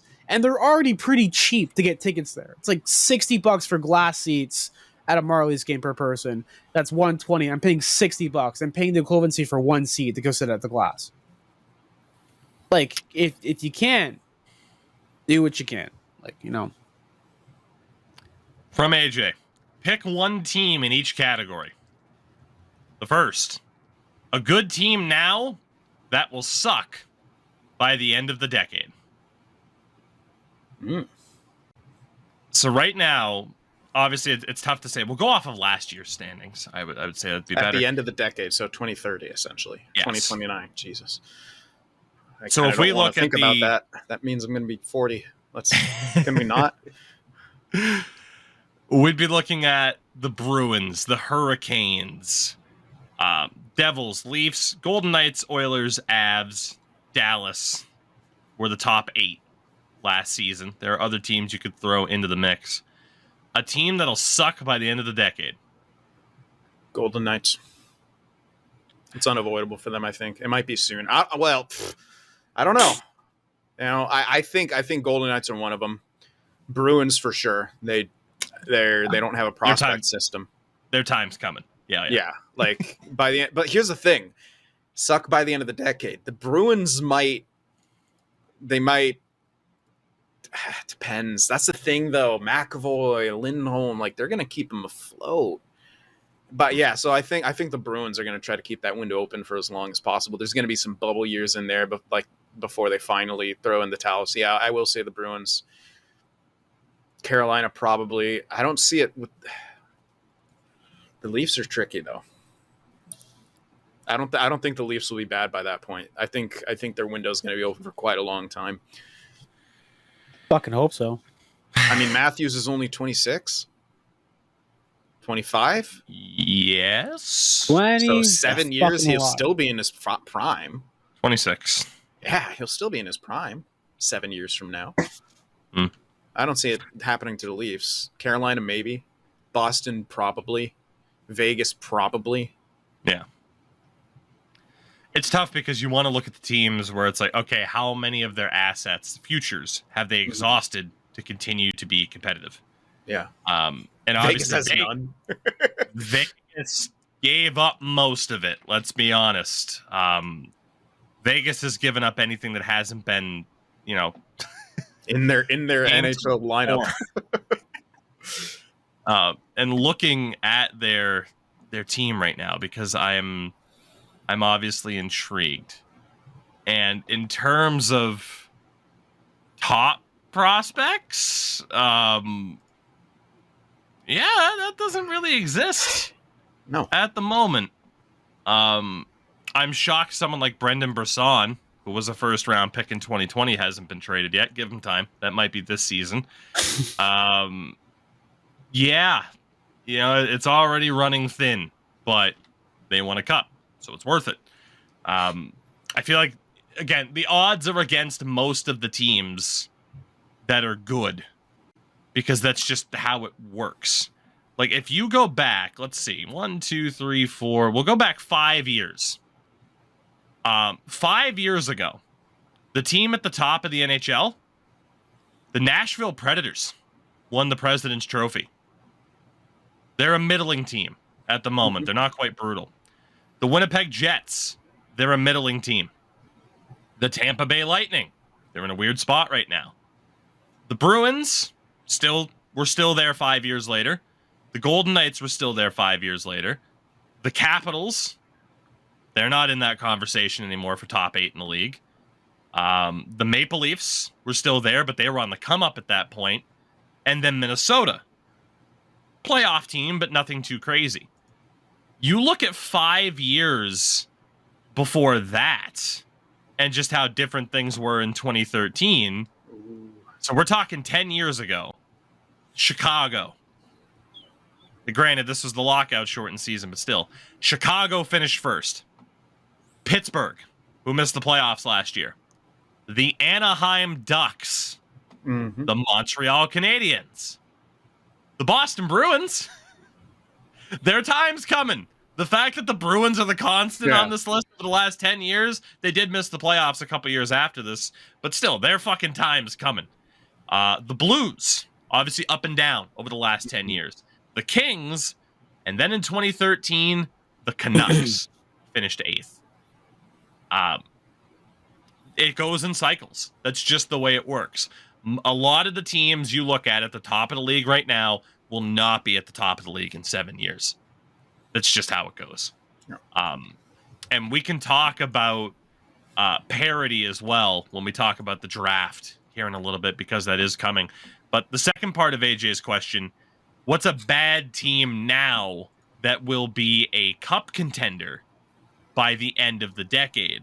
And as we talked about with how things go in cycles, you're going to be looking at, and let's talk about the bad teams from this past season. The Anaheim Ducks. Chicago definitely in that conversation. Obviously, you end up with Connor Bedard. The Ducks have a pretty good prospect pool. The Blue Jackets, the Sharks, the Habs, the Coyotes, the Flyers finished 26th to 32nd last season. I think you could consider them bad teams. They were all under 80 points. Flyers have a decent chance if they play their cards right. They're in that weird spot right now where they shouldn't be abysmal, but it's like, okay, are we going to stick with this guy? Are we going to stick with Carter Hart? So on and so forth. The Coyotes have a chance to be a contender. Their prospect pool already looks really fucking good, especially with Logan Cooley in the mix. And the Coyotes have, let's see, 1, 2, 3, 4, 5, 6, 7 picks in the first 3 rounds this year. 1, 2, 3, 4, 5, 6, 7 picks in the first 3 rounds of next year's draft, and 6 picks in the first 3 rounds of the 2026 draft. They have every chance to be incredibly competitive. Whether or not they're still in Arizona in 7 years, who's to say? Montreal, San Jose, every single one of these teams has prospects. Columbus was only that bad primarily because of injuries. Just like the teams at the top of the list have a chance to fall, the teams at the bottom of the list, you would expect to kind of rise back up by the end of the decade. And it's funny because I'll go back like I did for those at the top. 5 years ago, the team at the bottom of the league, Buffalo, look at where they are now. Ottawa, look at where they are. Arizona and Montreal, okay, you're still kind of there. And Detroit was the last team in the bottom 5. Then we go back 10 years ago, that lockout shortened season. Who was at the bottom of the league? The Florida Panthers, who just made a cup final. Who was second last? The Colorado Avalanche, who won a Stanley Cup 2 years ago. Who was third from the bottom? The Tampa Bay Lightning. Rounding out the bottom 5, Nashville and Carolina. The odds are in your favor to flip your fortunes around as opposed to just perennially staying at the bottom. And the reason for that, a good part of the reason for that, is the NHL draft. And gentlemen, there was quite the conversation about the draft on Twitter over the last couple of days. And I know Endo's been waiting for this one. Oh my fucking God. So hold on. Let me set the stage and then I'll let you go. Yeah. So the word had come out about the NHL. Quote, the NHL has officially notified teams that it would like to hear their opinions on decentralization of the draft, i.e. having clubs stay at home while prospects attend in an NFL/NBA style. So you lose the idea of all the teams at the tables. It's just fans. This guy's drafted. Here's the commissioner to hand you your Columbus Blue Jackets hat. If there is a desire for change, which would most likely be 2025, that we would see it with an outside chance for the upcoming year's draft. From there, the conversation took a bit of a turn because for me, this first part, I don't really care. The teams at the table, it takes 16 years to get all 16 people they send up to the stage. You got to shake everyone's hand, get the jersey. I don't mind the straightforward approach of here comes frickin' Connor Bedard walking from the back. Here's his jersey. Okay, let's tell you about Connor Bedard. Moving on. But the conversation then changed. And I want to preface this by saying, I don't think Rachel Dory is a bad person. No, she's not. Great reporter. I don't think Rachel Dory is a dumb person. I think she's actually incredibly smart. But this was either a titanically bad take, or it was bait. Here's what she said. Alternatively, abolish the draft. Good start. Let kids decide where they want to play within cap constraints. Teams can only offer ELCs. That would entirely eliminate tanking and force teams to offer players opportunity and make their clubs attractive destinations. It will not eliminate tanking. It will make it perpetual for some teams. It'd be a bidding market. Yeah, so like signing bonuses and all that stuff. Like, she followed this up when she was getting responses of, I think this is terrible.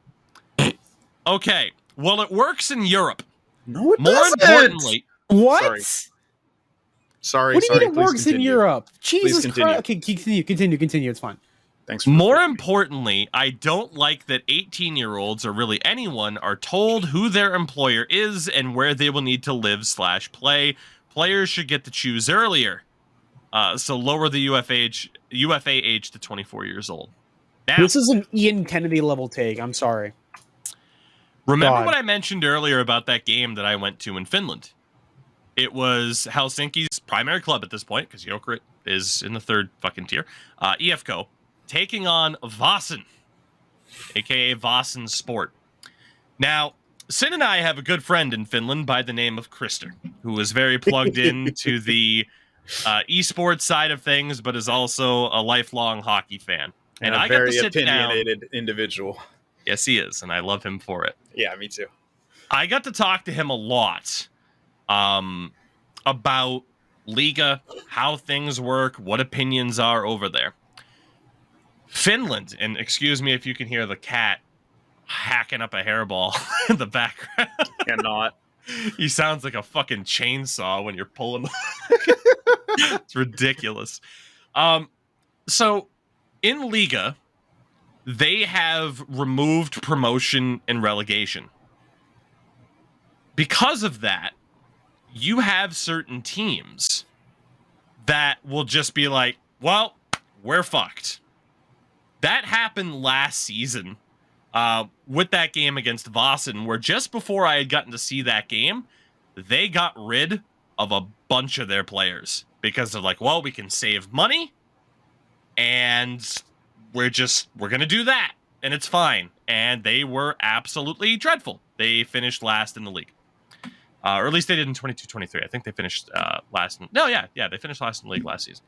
While not exactly the same, you would get a similar story playing out where teams what are you gonna do? Essentially, a team like Florida, like Arizona, essentially, it would bring you to the point. And I saw Pete Blackburn bring this up. Smaller market teams would get destroyed unless they have no tax income or income tax. Mm-hmm. And then the richer teams are just going to be able to offer these players all the money in the world. Yeah. We would be going back to the system where we had before the NHL draft existed, where a team like the Montreal Canadiens would be getting top pick of any prospect coming out of Quebec.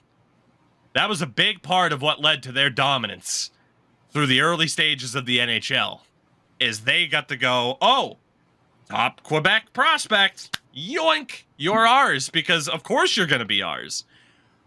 It would just bring you into this cycle of all the top teams getting all the top players. The cast-offs would be going to these other teams who would rarely have a chance to get anybody else. It would take an exception like, well, does Austin Matthews want to play for his boyhood club, or does he want to go and take the big money first? As an 18-year-old kid, boy, I wonder where players are going to go. Probably going to go for the money first. It would just create that cycle of these teams, the Vossens of the NHL, going, well, we exist. There's nothing we can do about the competition level. Any good player we get, we'll send them away, and we'll keep the cycle going for the most part of perpetually being bad, especially if the UFA age is 24 years old. We have even less contract control for these guys because now it's not 26. So the second they turn 24, they could say, well, hey, we suck because you can't get out from underneath this cycle, so I'm just going to go. This is one of the worst takes. This is one of the worst takes I've ever seen. I'm sorry. It really is. It's so bad. It's incredibly short-sighted. And it's completely misinformed. This doesn't work in Europe. No, it does not. Like it's for exactly the reasons that you were talking about, Tougie. It's that the big cities, the big names get the players. And I mean, we have an example in baseball of this not working. Yeah. And they have a draft. They just don't have the goddamn like salary cap. Like, it's a similar situation because people just like, I'll just use the A's as an example. Now, it is bad ownership compared with all these things, but they're like, all right, we're not going to spend this amount of money. So we have to sell all our prospects when they're too good because we can't afford to keep them. It's similar in that, like, the teams who somehow are able to get those guys, they're not going to be, they're going to go elsewhere, or they just can't even get them outright. It'll just be this constant cycle, as you said, of not being able to keep around talent. Yep. So I was looking through the list here of some of the more recent champions in some of the bigger leagues in Europe. I started off in the KHL. Recent champions. CSKA Moscow. Their 37th title, by the way. CSKA Moscow. Avangard Omsk, who was their second title. CSKA Moscow. CSKA Moscow. Akbars Kazan. SKA St. Petersburg. Metallurg Magnitogorsk. CSKA Moscow. Magnitogorsk. And then before they were known... actually, it was by a different name. Well, no, yeah, Dynamo Moscow. The point is, for the most part, you have the same teams dominating. And for the most part, it's CSKA Moscow. You want to hear something? I can talk about this. I can get Polina to talk about this too, because technically speaking, Polina did play in the Amur Khabarovsk club. She played hockey over there. There was no women's team in Khabarovsk. So she played in the club with that team. When you play for a hockey club, especially in Europe and in Russia, if I am correct, you are there for the purpose of developing on the team and to develop up into it to play for your club on the national league level. So when you're like 8 to 10 years old, you're getting scouted to play. They're developing you so that way you can develop into an all-star player for that team. Now, obviously, there are some wrenches in the bucket in Grooming. terms of, going from being drafted or going in the route of playing in the NHL and being drafted over there as well. But you're scouted at a very young age to develop for that club team and only that club team. Sure, you can get traded in your rights, moved to here and there. Like, I've seen a whole bunch of stuff like that in minor hockey right now. So if you're talking about giving players the rights to play, you have to start younger than fucking 18. You have to start like 16, because I know situations where there are kids who are 13 and 14 years old who are playing on women's hockey teams who are being benched every single time, and their team wouldn't relinquish the rights to that player to sign for a different team. In minor hockey, not even in pro hockey, it's that contingent. All right, I'm gonna get back onto one thing you mentioned, is that they were being essentially trained from a very young age to play for a specific team. Yeah. How is that like more control for the players? It's if they're not. essentially taken from a young age and conditioned to play for this team or conditioned to be ready for this team. That's even less control for them. Yeah. And the thing about that too is there was something that was passed recently in law that we talked about in the podcast last year, where in order to leave your club in Russia, you have to pay the expenses that you were getting for training to leave. You have to pay for all the training that you had at that club itself in order to get your rights relinquished to go to a different hockey club to go overseas. And here in Hockey Canada, you pay a fee every year that says like, hey, I can play. I can do this, I can do that. But imagine if you're like 14, 15, you're a very high skilled player, like top of line for your age group. And you say, oh, I want to go play in the OHL. And your family doesn't have the money, the financial backing to buy out all of your previous training to play somewhere else. You're stuck there. Like, for instance, Paulina was sent over to Canada when she was like 13 years old, and she played over in BC.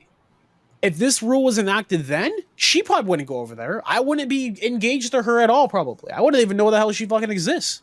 Oh, why else you? Because I'm a woman. So yeah, and because you're a woman. Yeah. Preferences. I do want to mention... Come here. No, come wait. here. Podcast debut, Paulina. Hello. Okay. Hi. She just woke up. Don't mind her. Hold on. I'm also sick. I apologize. I don't have necessarily the camera ready. Okay, we'll censor this part. There we go. Hey. Essentially, back home, I don't know if that rule still exists at this time, but when I was playing, there was a rule that girls were not allowed to play competitively with boys after the age of 12. So essentially, because I didn't there wasn't a women's hockey team in my hometown at the time when I was turning 13, and I didn't want to just be practice goalie. I wanted to actually compete. I had to either go to Moscow, which is what my friend did, who was like, I think she was 5 years older than me.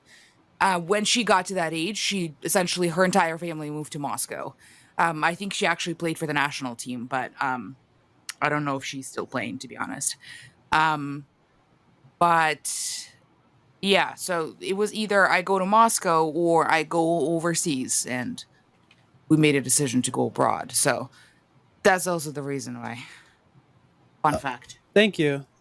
Give it up for her podcast debut, Paulina, my lovely Okay. sick fiance, You're gonna so go? on the Is it out topic soon? of Europe in general, though.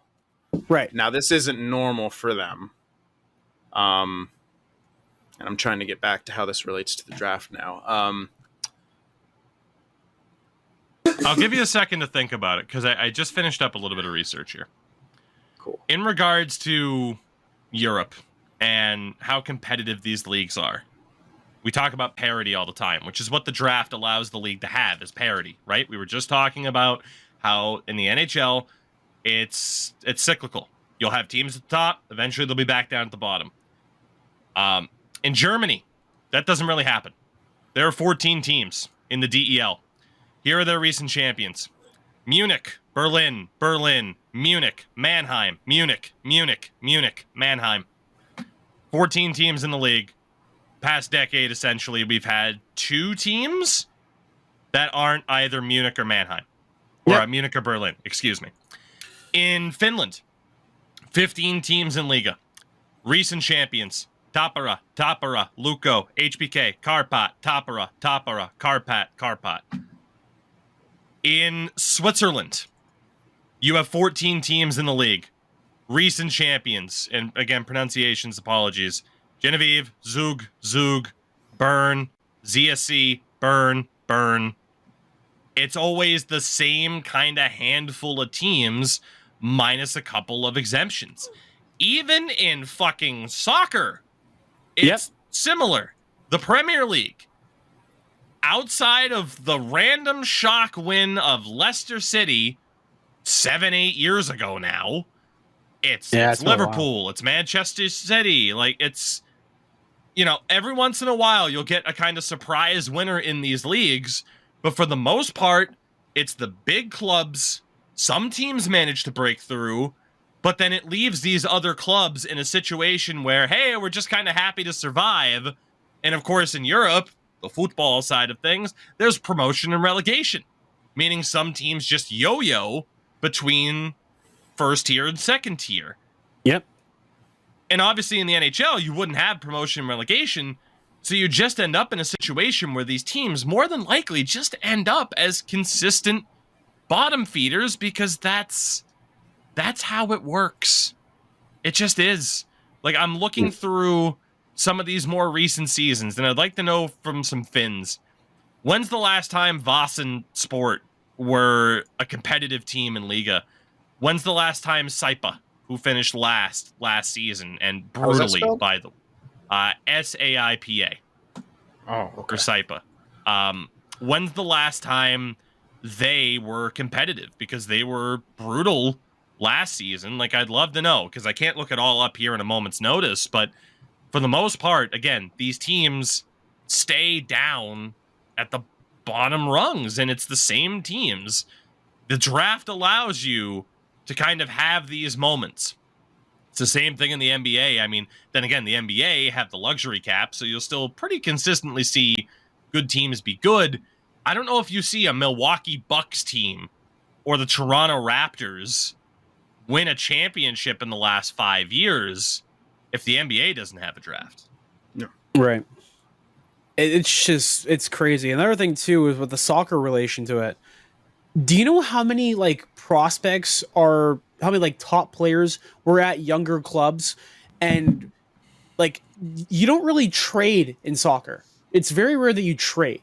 It's usually you buy the rights out of a player and the club receives fucking money for that player in that same instance. So you could have an instance as well where if they were to, say, adapt this process over North America, you would just be spending, it would literally be even bigger of a bidding war than it is just to have the rights for a player, not even to actually pay him directly.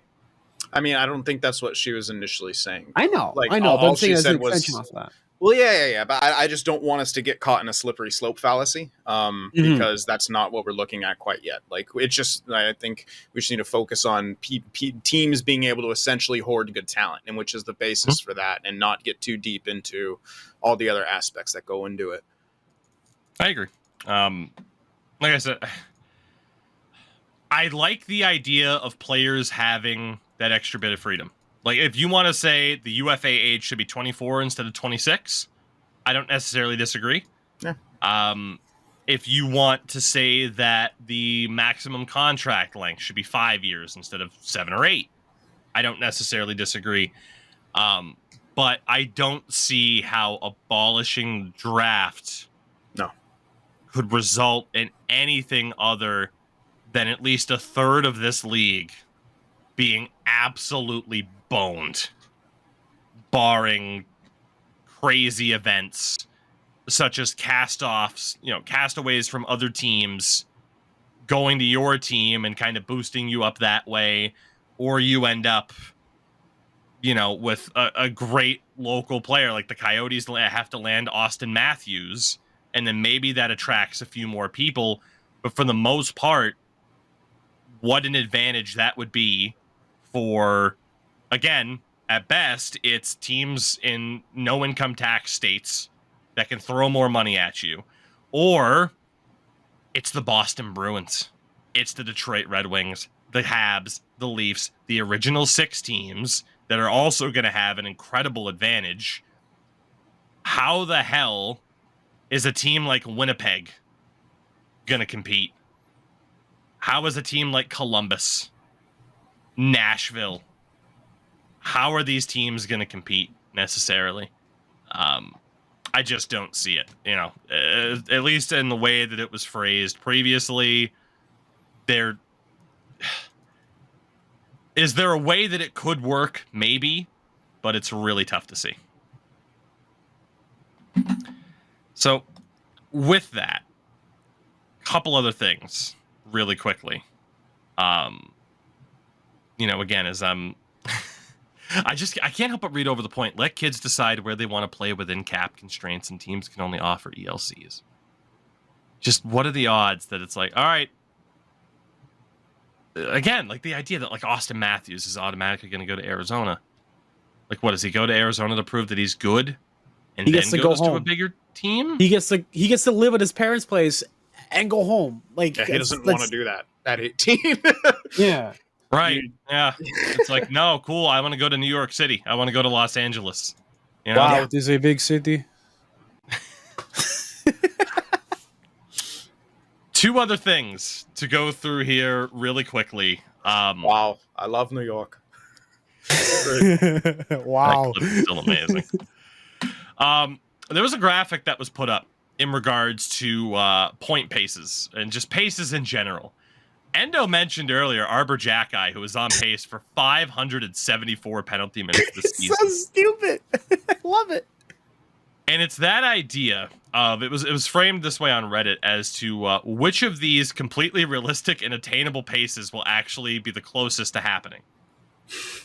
So, right now, Leon Draisaitl is on pace for 191 points.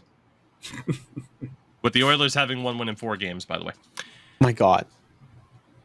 How close does Dry actually get to that point total? Because he's not going to hit 191. No, he's not going to get 140. that close. 140. 120? 125. I'm gonna go 140. So I'm fucking built different. I mean, here's the thing: if the Oilers continue to play McDavid and Draisaitl together, who the fuck knows? Like, and beyond just the power play too. Which, by the way, I'm pretty sure I saw the record that Leon Draisaitl has the most power play goals in Oilers history. Yes. The dude is what, 27 or 28? That's nuts. He is 27. He'll turn 28 in a week. That's so stupid. Yeah. They're, He had like, 128 points last season. Oh wow, yeah. I honestly, I would love to see them play McDavid, Draisaitl together in the season, and then split them up in the playoffs. I know that's probably not what you want to do, because if you're, you know, the hardcore coaches of the leagues, you play the season to prepare for the playoffs. But I'm just like, fucking, I just want chaos. I'm like, lean into it, dude. Just play McDavid and Draisaitl together all year. I want to see McDavid post 200. Austin Matthews is on pace for 164 goals. What a scrub. He was on pace for like 200 something before they choked. I mean, I could see Matthew 50. Seems like, man, anything less than that, he'd be like, man, he kind of fell off. Yeah. I Especially think 2 60 years in a row. Yeah, 60 is obtainable. Honestly, I think 70 is obtainable for him. That's fair. He has to hit at least 50, though, or it's going to be viewed as a disappointment, especially at the start of the season. Oh, yeah. Arbor Jacki is 574 penalty minute pace. Oh yeah, totally. Just Out of- goon it up for the rest of the year. Honestly, at this point, Out of all of these, he's probably the one who's most likely to reach something absurd like that. The record for PIMs in a season, 1974-75 Broadway Bully Flyers, Dave the Hammer Schultz with 474 PIMs. Oh, yeah. Does Arbor guy. Jacki become just the 5th player in NHL history to reach 400 penalty minutes in a season? Probably not. Like, it's just, you know, like we said, he's such an effective defenseman that he would get benched before he would get close to that. They'd be like, stop doing this. Probably, yeah. Right. The league's changed a Pick bit. your spots. Like, yeah. It's just not happening. At the time this graphic was posted, Dmitry Orlov was on pace to be a negative 144 on the season. I don't think that's going to happen. No.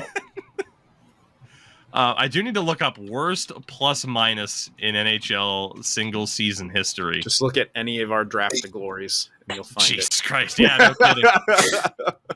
Let's see. The worst plus minus was Bill Mickelson, who coincidentally in 1974-75 was a negative 82.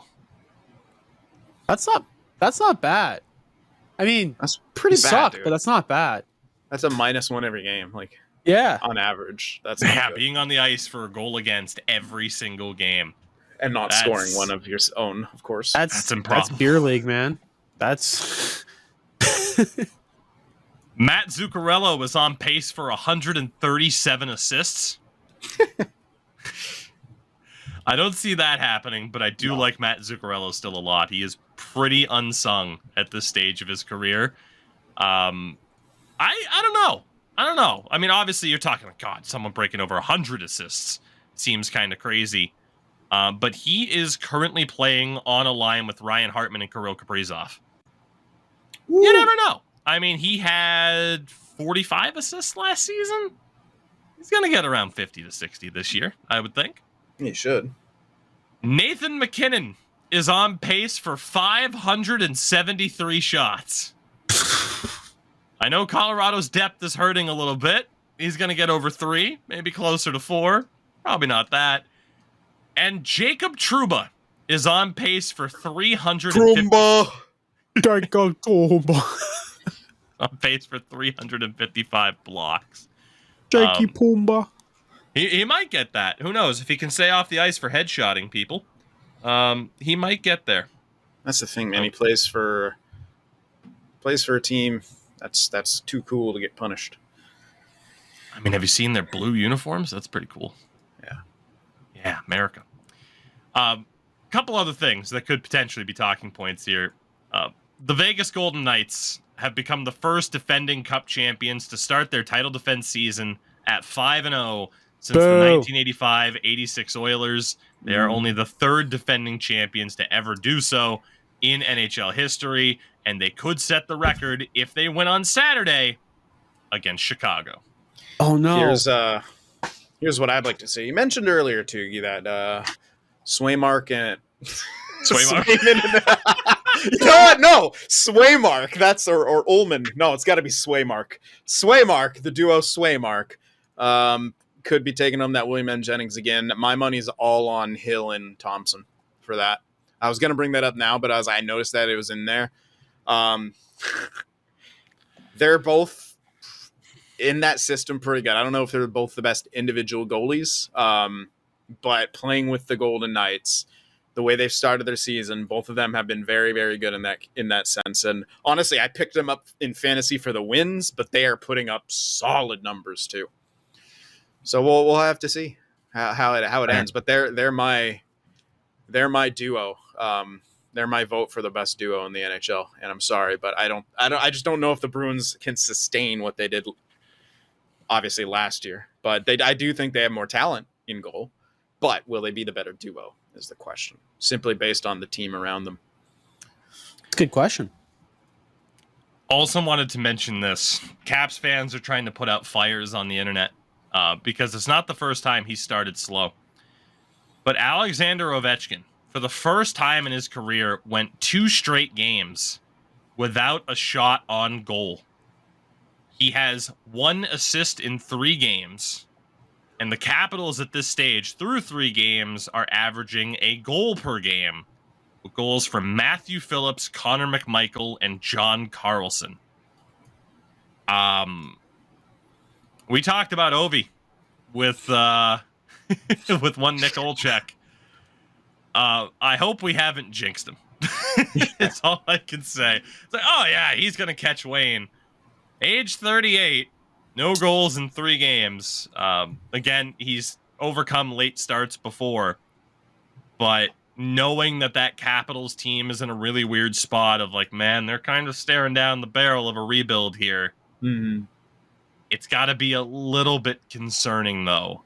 Yeah. for a team And that's trying to stay competitive. Concerning, because we've always talked about not everyone has the gradual decline. Mm-hmm. And every time, and when he gets off to a slow start and he's so close to that Gretzky record, then you're like, oh my God, does he just not have it anymore? And that would be the most heartbreaking thing to see. So, and what was weird to me is that I watched a bit of it because I had to just turn it on. I had to see Josh Norris's return. I'm very, very happy for that kid. I was watching him on the power play and he was passing it. I was like, what is this? Why is Ovechkin passing on the power play? Why is he not just blasting one-tees?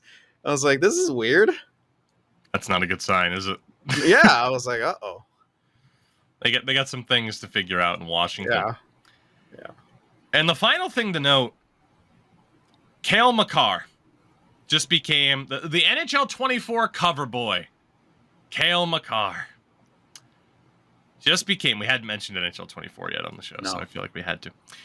Just became the fastest defenseman in NHL history to hit 250 points, doing so in 241 games.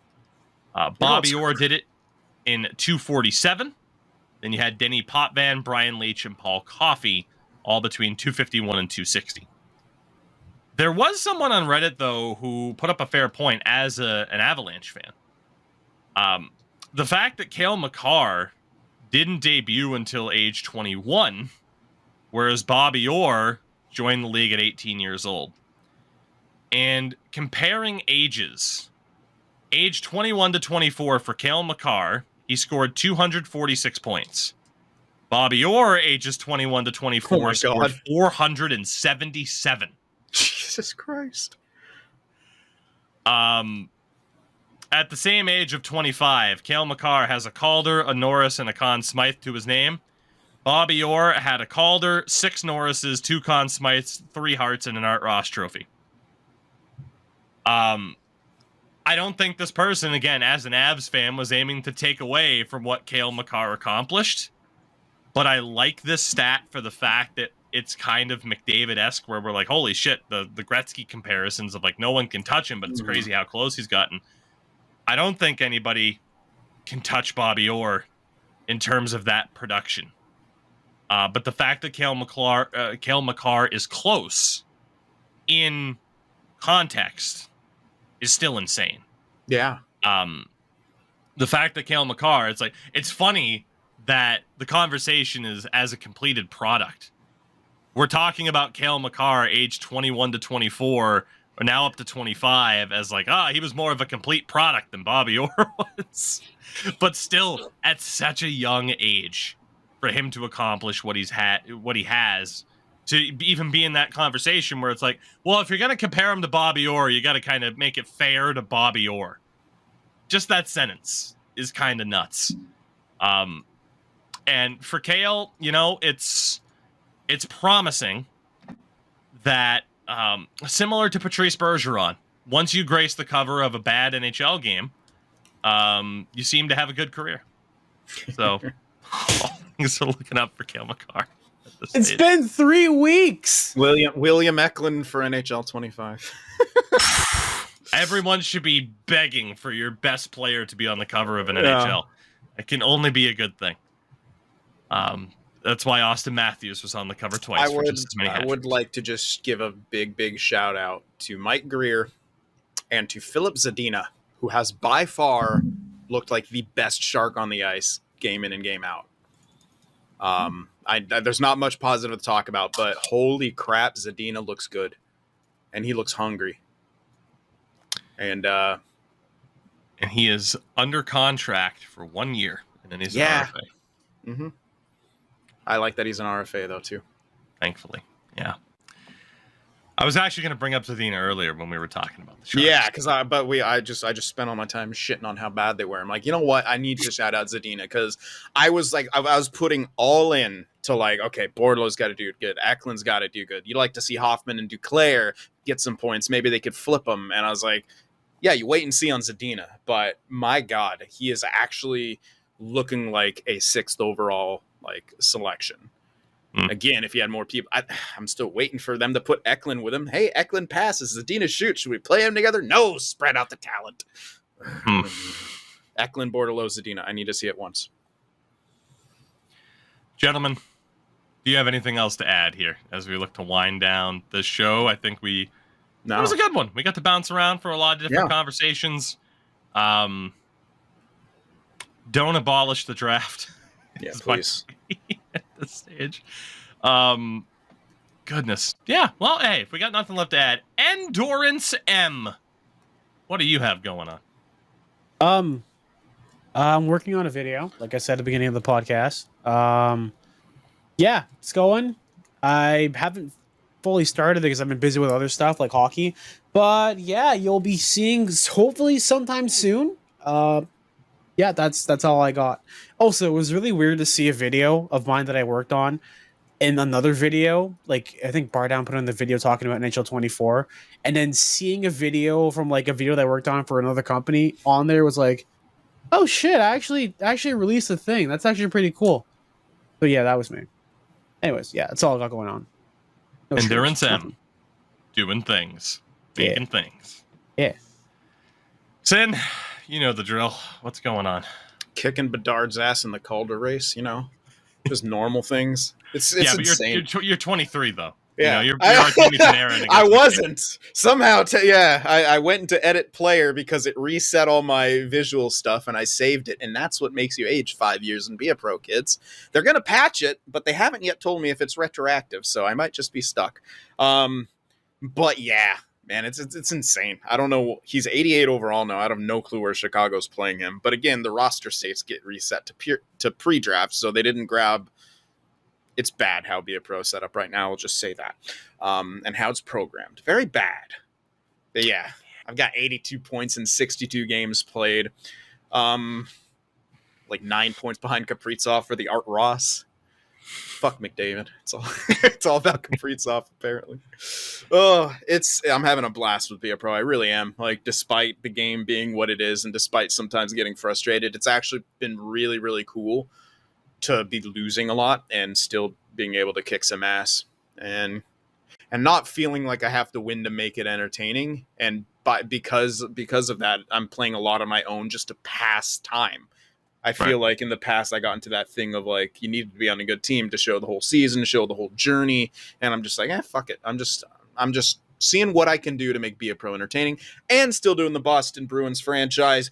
Brady Tkachuk, unrestricted free agent. He sounds like a Bruin. Do we get him? Find out on the latest episode.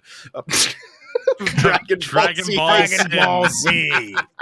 I don't know. All right. Anyway, yeah. I just did an Endo promo, so it must be. Yeah. Yeah. Must It's time to end it. It's been 2 hours. Yeah. You guys can find me on the YouTube and Twitch side of things playing old EA NHLs that, trust me, we're not perfect, but they're better than what we have now, and at least the nostalgia carries us through, even if the sim speeds on NHL 13 make me want to jump off of a bridge. But hey, we have fun. And then that means, of course, hey, as we're working our way through the old games, eventually, this bad boy of Xbox One Edition NHL 15. God. That'll be on the stream. Dude, you know how easy it is to What are farm you going to impressions? stream on there, though? Franchise. That didn't have franchise, did it? It did have franchise. There's no draft. There's no draft, yeah. No, they patched the draft in. They did, yeah. They had the patch. Yeah. But I don't know if I have the update. We'll see.